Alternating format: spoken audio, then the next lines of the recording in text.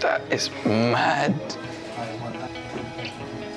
Nah, it's okay because my nigga's even hedging now. In 2022, we live in an era of social media, with everyone seeking to show off their social status or even more importantly, their wealth.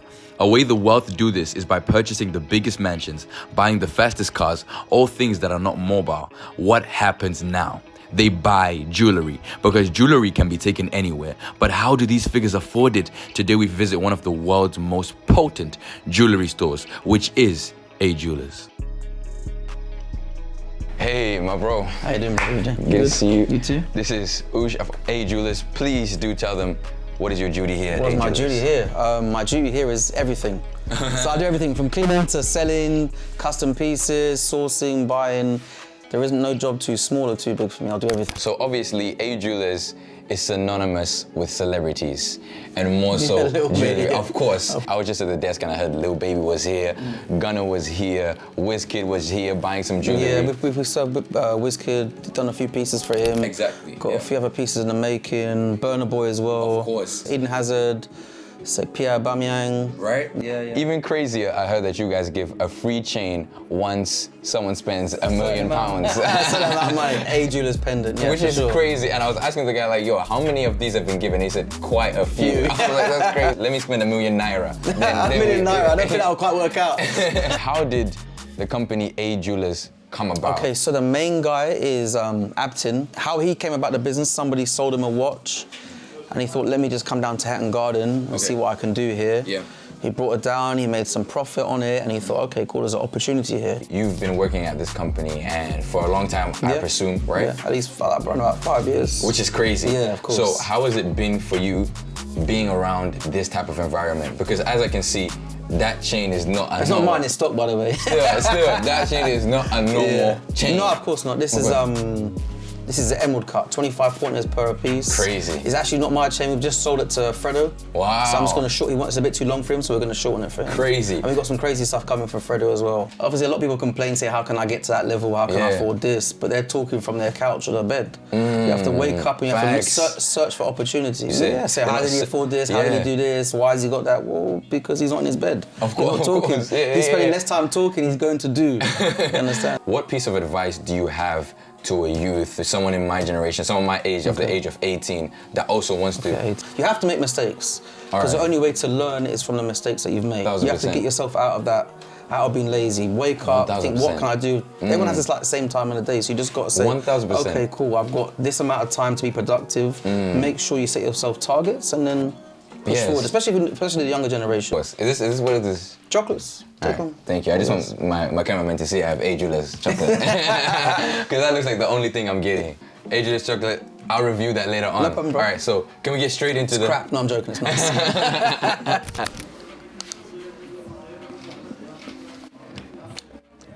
Yeah, the guy was telling the truth. I'm joking, it's nice. If A Jewellers sponsor me, this is the best chocolate in the world. Buy this. Come to the store, get the chocolate instead of the jewels. Birkin bag, Birkin bag, Birkin bag. If I take one of these, if I just take one of these, I'll buy the whole store. We're back with some jewels. What do we have here, sir? Watches, diamond chains. So what's the most expensive cut off Diamond? Because I've heard people talk about It depends the most. on what we use on the pieces, it would be emerald cuts. All right. Yeah. And this is going for 90,000. 90,000. 90,000. All right, cool. So this is really heavy. It's like I'm lifting up. It's about 600 grams or so. Really? Yeah. That's crazy. Or 14 karat gold. How much is just here? How much is here? Yeah, we figure that out. You gotta pull out the calculator. Maybe like 300 grand. 300 grand. About that, yeah. You can send this to me. Post, you can send it to our post. All right, so this is a very interesting design. Okay, so this is like a Miami curb, but with bigger stones down the middle of each link. Miami curb, what does that mean? It's the style of the Cuban. This, I think, around is like 75,000.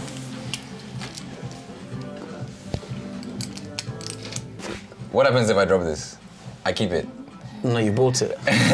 So now that you've given me this chain, let's talk about Bust downs, yeah? The icebox. Okay, the icebox. Right here. The Louis icebox. We've got like a variation. We've got some APs in there. We've got Rolexes. Got a Patek as well. One is AP. Yeah, Royal Oak. It's got like 20 pointers in the bezel. Beautiful. But obviously, it's not as desirable as say like an investment piece, like a plain gem, like the RM Fit, for example. In saying that, there's been circumstances where we've sold a diamond set watch, but because the plain watch, the value has gone up. The diamond set watch value has gone up as well at the same time. Yeah. Well, even on this model, for example, so we used to sell these at like, say, 50, 55,000.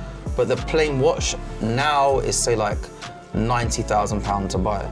So if we sold somebody the watch for 55,000, they're not going to come back and expect the same money because they know the plain watch is more. Of course. So they'll be gaining profit on it. So would you say these pieces are investment pieces more so? No, the diamond stuff is not investment, but you can get lucky. The plain Jane's more? The plain Jane's more. All right, so what was the original price on this? The original price, I think the retail on this is approximately, off the top of my head, like £130,000. Okay, and how much is something like this going for now? In our market, these are like 250, 260. Okay, so almost double the retail. Now you have to give me, let me swap this for this one. No problem, bro. Thank you very much. Don't worry about this one.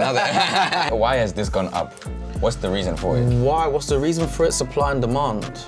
Okay. So Richard Mille make, out of all the luxury watch brands, they make the least amount of watches a year. You can't just walk into the store and say that I want that model, for example. No. Why is that? They want everything off you. They want your business card, they want your ID. That's They want crazy. a little background check on you to make sure you're the right person wearing their brand. So, Of course, I get it. They don't want to saturate the market with their product. What do you have to say to youth that also want to obtain this? As we said before, they can either choose to be lazy and talk about it, or they can get up and do what they have to do to make the money.